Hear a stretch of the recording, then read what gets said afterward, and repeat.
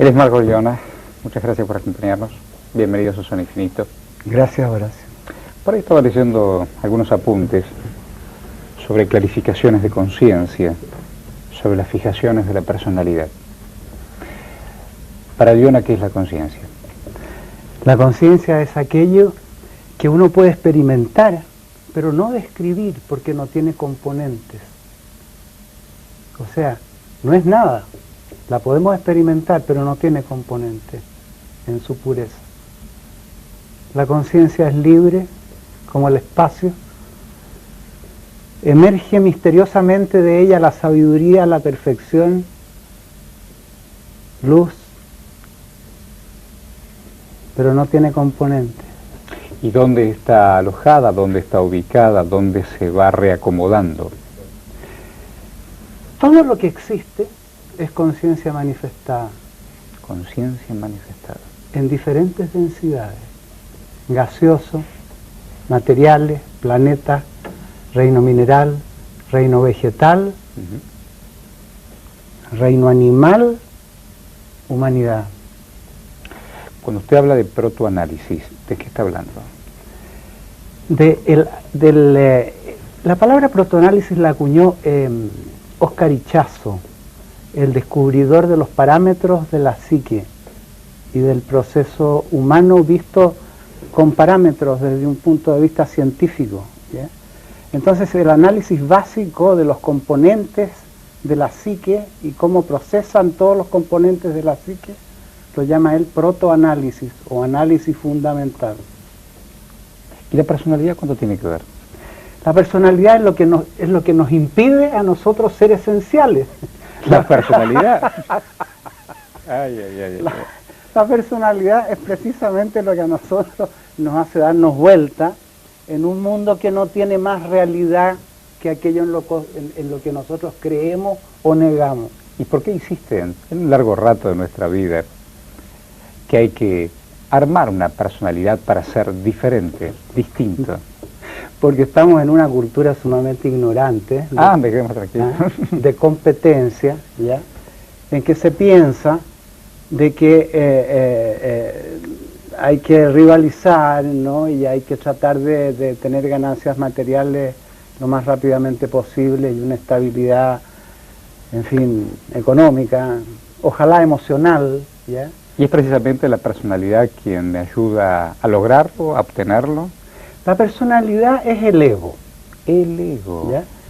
Pero nosotros tenemos que distinguir entre ego inferior y yo superior.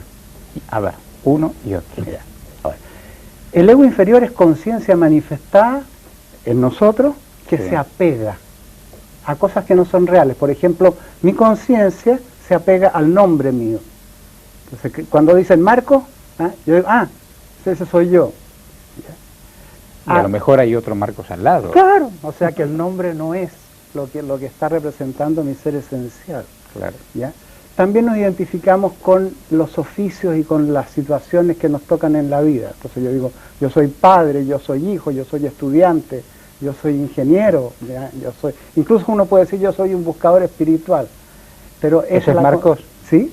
¿Ese es Marcos? Eso es lo que Marcos cree que es. O sea, que no es la realidad mía. ¿Y cuál es la realidad de Marcos? La realidad mía es conciencia. ¿Y es consciente de eso? Sí, porque yo he hecho trabajos para clarificar la conciencia. Entonces yo me he dedicado durante mucho tiempo a ver dónde estaba apegada mi conciencia con los trabajos del método Arica. ¿Ya? Ahora que yo veo todo lo que yo he creído y que no es verdad, todas las estructuras mentales que yo tengo, ¿ya? Prejuicios, cuando me deshago de todo eso, que no es fácil, ¿no? Me imagino.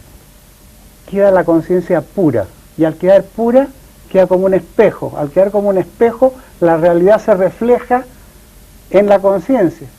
Entonces uno se dice que está viviendo la realidad tal como es, y no a través de mis interpretaciones. Y cuando se habla de estados superiores de conciencia, ¿de qué se está hablando? Se está hablando de conciencia pura. Fíjese usted, estados superiores de conciencia en las tradiciones tienen nombres, se llama estado crístico, Claro. estado búdico, Sí, señor. ¿ya? también se llama Nirvikalpa Samadhi, Fana en Medio Oriente, en fin, todos estos nombres están indicando una experiencia trascendental que deja a un ser humano en un nivel de conciencia de unidad en que él se siente formando parte de la totalidad, conscientemente y misteriosamente haciendo en ese momento lo que tiene ganas y al mismo tiempo cumpliendo la voluntad del Creador. ¿Y de qué manera yo en ese contexto tengo identidad? Solamente descubriendo qué es mi ser esencial, cuál es la naturaleza esencial de mi mente. Si yo no hago eso, y no sin leerlo, no gano nada con leerlo, que me lo digan, pero si yo no hago una investigación profunda para descubrir en qué consiste mi conciencia, ya me voy a ir adentrando en lo que se llama en las tradiciones un vacío, pero es un vacío que es pura conciencia y puro conocimiento en sí mismo, pura luz. Entonces va a llegar un momento en que, desapegado de todo lo que no es, en esa experiencia trascendental yo voy a decir yo soy, pues voy a decir yo soy conciencia. Y esa parte de la conciencia que no tiene componente es nuestra parte inmortal y no puede morir porque no tiene componente. En tanto que la otra parte, la parte relativa de la conciencia, los pensamientos de conceptos y lenguaje cambian. ¿Y qué entiende usted por identidad? Identidad es el ser. Pero un momento, si yo vivo en la montaña, si yo vivo frente al mar, si yo vivo en un pueblo apenas prehistórico y elemental, y yo vivo en la mitad de un primer mundo, ¿cuál es mi identidad? Lo que me rodea, aquellos pensamientos que leí, aquellos ancestros que me enseñaron, aquel color del medio donde estoy. Yo le digo exactamente, Horacio, hay un proceso igual para todos nosotros, igual, y eso tiene que ver con lo que vamos a hablar de las fijaciones y del protoanálisis. Pero cuando nosotros nacemos, nuestra conciencia es pura, todavía no se ha identificado con nada. Ahora, esta conciencia pura empieza, al recibir la educación, a crear estructuras mentales y empieza a identificarse primero con su cuerpo. Claro. ¿Qué soy? Dolores, ¿Varón? placeres, esto soy yo. Pero yo tengo que identificar quién soy, ¿varón? Sí. ¿O soy una niña? Exactamente. Después, ya, varón, después, nombre, ya, después, hijo de, ya, claro. Ya, estatura, sentimiento, en fin, uno termina diciendo, todo esto que yo estoy sintiendo, y yo pienso, eso soy yo. Sí. Pero uno no es eso. ¿Y qué es? Conciencia. Porque esa conciencia que uno cree que es, ya, un día cree una cosa y después cree otra. Y el día de mañana va a creer, por ejemplo, una persona dice yo soy muy inteligente, después entra en desilusión y dice no, por Dios que soy loco realmente. O sea, en la mente relativa no hay una identidad segura. En la mente relativa no hay identidad segura. Pero en la mente absoluta, en esta conciencia pura, yo sí me voy a poder identificar, siempre y cuando, por eso es que la meditación es indispensable, yo esté sin esta problemática mental y esté consciente, lúcido, y diga, esta experiencia, esta lucidez yo soy. O sea, el ser, con mayúscula, el yo superior, es una experiencia trascendental. Yo soy, no una creencia, porque en subjetividad ya hay un ser chico, digamos, yo soy gerente, yo soy fulano, yo soy esto, yo quiero ser famoso, yo quiero ser esto, ¿qué?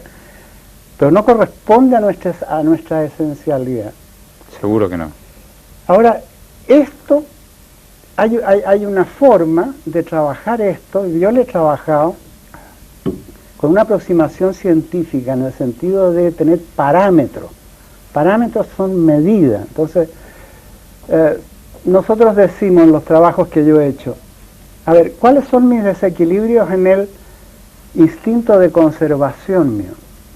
¿Cuáles son mis desequilibrios en el instinto de relación?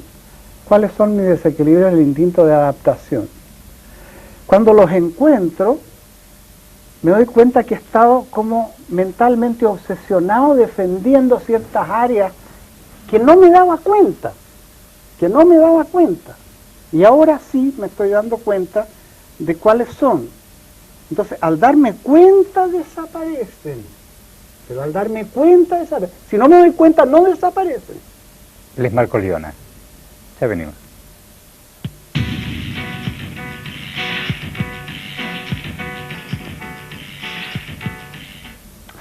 Aquí estamos con don Marcos Liona, que nos está enseñando qué entiende él por conciencia.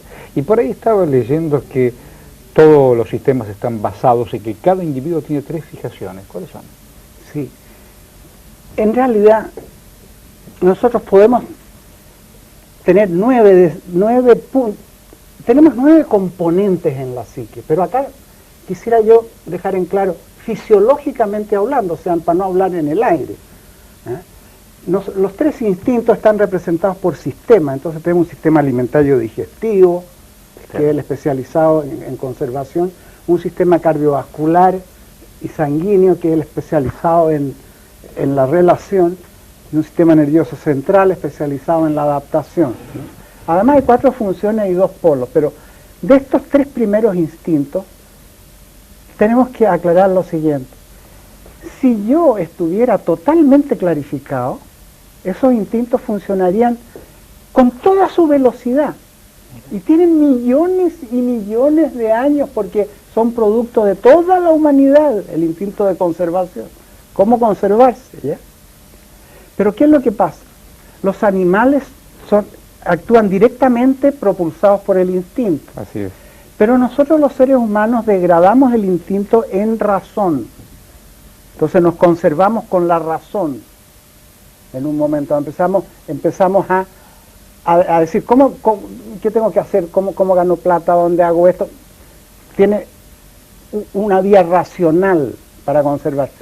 Se relaciona también con la cabeza, por así decirle, este me gusta más, este me gusta menos, este me conviene más, me conviene menos. Y se adapta difícilmente a todo, y le cuesta muchísimo porque se muere alguien al lado de uno y uno pareciera que cree de que la gente no tiene que morirse y que uno supiera cuándo se va a morir, ¿ya? Entonces, en vez de aceptar eso, sencillamente le cuesta muchísimo, pero le cuesta mucho cuando la pareja, cuando la mujer de uno no piensa como uno, le cuesta a uno adaptarse. Cuando la comida no es la que uno está queriendo, le cuesta adaptarse. Cuando el país y el mundo en que uno vive no es como uno quiere, le cuesta adaptarse. ¿Está mal o está bien eso? Entonces, es generalizado. No podemos hablar de mal y bien si hablamos desde un punto de vista científico. O sea, eso es así porque este bebé que era conciencia pura, que empezó a estructurar su ego, sus egos inferiores, ¿ya?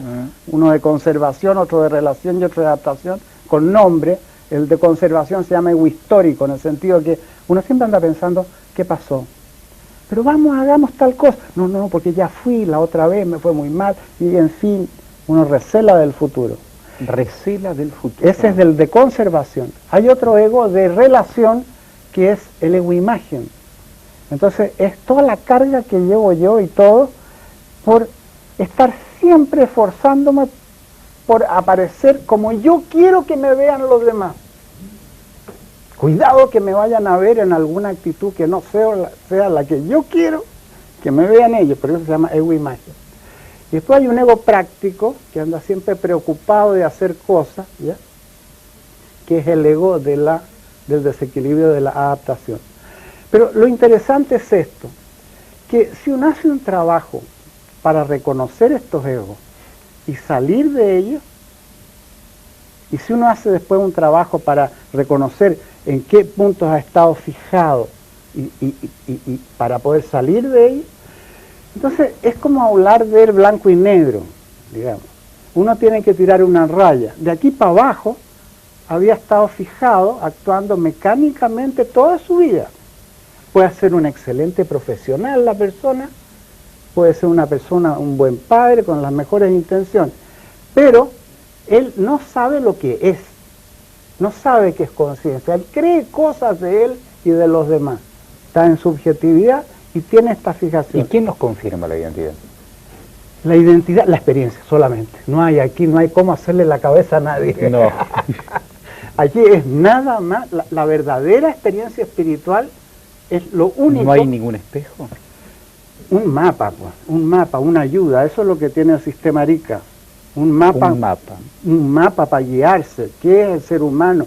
¿De qué está compuesto? ¿Cuáles son sus sistemas? ¿Qué tiene que hacer? ¿Cuáles son los niveles de conciencia negativos? Porque si no conocemos los niveles de conciencia negativos, ¿cómo vamos a acceder a los niveles de conciencia positivos? ¿Cómo está dibujado ese mapa y por quién? Es por la realidad. Pero su realidad no es la mía, no, ni no, la no. de aquel, ni del otro. No, no estamos hablando de subjetividad. Estamos en cosas que hay que descubrir. Estas son proposiciones que uno tiene que comprobar. El bebé nace y el primer nivel de conciencia negativo que tiene se llama creencia total. ¿Y eso? Es que no tiene analogía, entonces él va a creer en el viejo pascuero, en las hadas, en las maravillas de su padre o de su país, lo que sea, pero él es pataletero, se podría decir. Pataletero. ¿Ah? Y lo conservamos hasta grande. ¿Ya? Ahora, después tenemos un nivel de conciencia que se llama dogma social, en que evidentemente la sociedad nos dice lo que es apropiado hacer y lo que no es apropiado hacer. Después hay un nivel en que nosotros nos ponemos como seres especiales, en que las reglas sociales no nos llegan. Eso será para todos, pero claro, depende yo cómo no. le haya ido en la vida. Claro, pero yo no. ¿Ah? Pero depende cómo le haya ido. A lo mejor algunos están adentro del sistema y otros están afuera. Sí, nos pasa en la adolescencia. Ah, sí, ahí seguro. ¿Ah? Ahí Entonces seguro. empezamos a ver que lo que teníamos tan seguro puede ser modificado. Ahí seguro. Y creemos más en nosotros mismos. Ahora, pero nos paseamos por todos estos niveles, no es que uno vaya dejando atrás los niveles, son todos negativos. Después hay un nivel teórico para ir rápido, después hay un nivel de desilusión, después hay un nivel más alto aún, alto digo yo, en que uno se llama negación total, entonces uno niega ya esto porque así la vida no tiene ningún sentido. Y el nivel más alto de la subjetividad es cuando uno se da cuenta que vive así como dormido. Se pilla haciendo cosas mecánicas, repetitivas, ¿ya? Intuye que hay un nivel superior, pero todavía no lo tiene. Cuando se recorren todos estos niveles negativos, que es muy fácil si uno los enumera y hace ejercicios correspondientes, entonces ingresa en un primer nivel que se dice que es el surgimiento de la luz, en el sentido de la conciencia pura. Pero son solo algunos elegidos, me imagino. No, es materia de trabajo. Es materia nada más que de trabajar nuestra subjetividad. De ninguna manera, porque la teoría es de que Dios creador crea su creación perfecta y crea al hombre, nos crea a todos iguales. Entonces, unos podemos estar en un proceso, otros podemos estar en otro punto del proceso, pero la posibilidad de alcanzar la iluminación es total en nosotros, porque la esencia nuestra es realmente perfecta. Lo que pasa es que nosotros no vamos a convertirnos en seres perfectos diciendo mi esencia es perfecta, sino que tendría que mirar su imperfección, deshacer su imperfección, y entonces podría vivir su esencialidad. ¿El hombre, para compararse y reubicarse, ha creado seres superiores? ¿Ha creado potencias superiores? ¿Ha manejado la fe como pudo? No, el hombre no puede crear. ¿Cómo no puede? El hombre es una criatura. El que cree es Dios. Y crea a través de nosotros. Pero es Él el que crea. Eso es lo que... ¿Y por qué el hombre quiere acercarse cada vez más a Dios?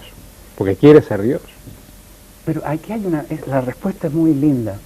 Porque nosotros naturalmente, orgánicamente, tendemos a la trascendentalidad. Fíjese, Horacio, una cosa. Nosotros... Aguárdeme, ¿a través de la herencia? No, a través de lo que se llama un sistema fisiológico que sería la pineal, con toda la nervatura del sistema nervioso simpático que viene a través de la columna. Que ese sistema tiene como función psíquica captar la unidad de los procesos del cuerpo. Pero ocurre que si uno capta la unidad de los procesos del cuerpo, va a captar la unidad de la totalidad, porque nosotros evidentemente que no podemos andar sin el planeta, sin el sistema solar, sin la totalidad del cosmos, ¿ves? Sí, señor. ¿Cuándo fue el día que despertó su conciencia? Mi conciencia despertó cuando yo me encontré con Óscar Ichazo y comencé a hacer estos trabajos Arica. Y quiero decir acá, porque es importante, yo a los 21 años, en 1950, me fui a la India. Era un muchacho igual que todo el mundo, trabajaba, ¿no es cierto?, en una corporación, era empleado, pero tenía este problema de que yo pensaba de que era empujado por la sociedad y que iba a terminar como mis hermanos haciendo lo mismo que hacían ellos. Y yo decía, bueno, yo quiero elegirlo, ¿no? Dame la posibilidad, la oportunidad. Claro, elegirlo, no hay nada en contra, pero yo quisiera elegirlo. Entonces me fui a la India. India. Me fui a la India, en tiempos que ahora va todo el mundo a la India, ¿no? Bueno, pero en ese tiempo no iba nadie a la India. Y ahí tuve experiencias muy interesantes, sí, claro. Pero ninguna de ellas, yo estuve un año entero allá, ninguna de ellas me cambió el nivel de conciencia, ¿ya? Sino que salí otra vez con una subjetividad más refinada, ya, hablando en términos de hinduismo, ya, pero no me cambió el nivel de conciencia. Y de ahí tuve que esperar hasta los 38 años en que me encontré con este señor Óscar Ichazo y lo miré, me habló y me di cuenta inmediatamente que era una persona que me estaba diciendo a través de su experiencia, que no me estaba contando un cuento, ¿ya? Entonces le hice caso y hice trabajos, que ahora se llaman el sistema Arica, y con los trabajos comprendí todo el proceso mío y me pacifiqué. Y le digo que yo era... ¿Me pacifiqué? Sí, le digo, yo era gerente de la Coca-Cola en Chile, en la ciudad de Arica, ¿ya? Y fue tanto el entusiasmo mío que me dediqué desde ese momento a colaborar a la expansión del sistema Arica de Óscar Ichazo. Y lo hice primero en Chile, porque esto tiene mucho vuelo en Estados Unidos, en Europa y en Canadá. Pero lo hice primero en Chile, después en Brasil y en Argentina. Desde 1985 nosotros tenemos entrenamientos para tener lucidez y alcanzar el despertar y reconocer las propias fijaciones de personalidad. Muchas gracias, Marcos. Lo mejor para usted. Gracias a usted.